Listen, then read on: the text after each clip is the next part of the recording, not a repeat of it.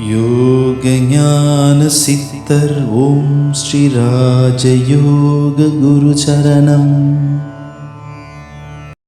இப்போ நீங்கள் வாழ்ந்துக்கிட்டு இருக்கக்கூடிய வாழ்க்கை நீங்களே நினச்சி பாருங்க, ஒவ்வொருத்தரும் நினச்சி பாருங்க என்ன மாதிரி வாழ்க்கை வாழ்றீங்கன்னு. உங்கள் மனதில் என்ன கருத்து பதிவு இருக்கின்றதோ, எதை நீங்கள் கற்பனை செய்தீர்களோ, அந்த கற்பனைக்கு ஏற்றாற்போல எதை பற்றி சிந்தித்து வைத்திருக்கின்றீர்களோ அதுக்கு ஏற்றாப்புல உங்கள் வாழ்க்கை அமைஞ்சிருக்கு.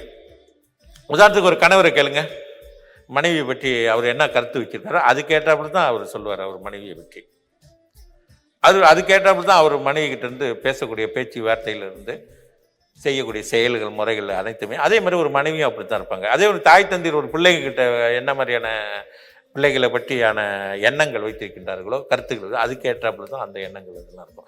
உடுத்தக்கூடிய உடைகள் முதற்கொண்டு நான் சொல்கிறேன், அவர்களுடைய எண்ணத்துக்கு ஏற்றாற்போல தான் அவர்கள் உடுத்துறார்கள். அதனால தான் வாழ்க்கையில் எப்பவுமே நம்மை நாம் எப்பொழுதுமே உயர்வாக நினைக்க வேண்டும். சிலர் நினைப்பாங்க, நான் எங்கே போனாலும் என்னை பார்த்தாலே யாருக்குமே பிடிக்க மாட்டேது, என்னன்னே தெரியல அப்படின்வாங்க.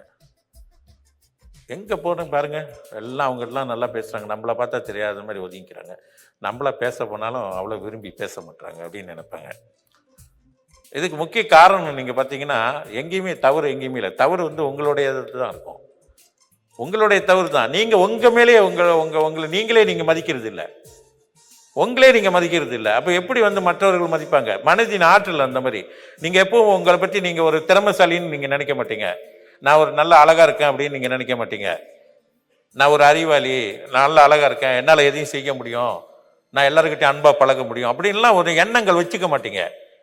உங்களுக்குள்ளே ஒரு தாழ்வு மனப்பான்மையை வைத்துக் கொள்வீங்க. ஐயோ, இன்னும் இவ்வளோ பேர்லாம் இருக்காங்க, எல்லாம் நல்லா நம்ம போயிட்டு இந்த இடத்துல நம்மளை போனால் யார் மதிக்க போகிறா, இப்படிலாம் போகும்போது இந்த எண்ண அலைகள் இந்த ஆழ் மனதில் இதை பதிவாகி அதுக்கு ஏற்றாப்புல அந்த நிலைகளை உருவாக்கும். அவங்க உங்களை பார்த்த உடனே அவங்களுக்கும் அதே மாதிரி தோணும், பார்த்தா ஒரு மாதிரியாக இருக்குது, இதுக்கிட்ட போய் பேசலாமா, அல்ல இவங்ககிட்ட போய் பேசலாம், அந்த மாதிரி தோணும்.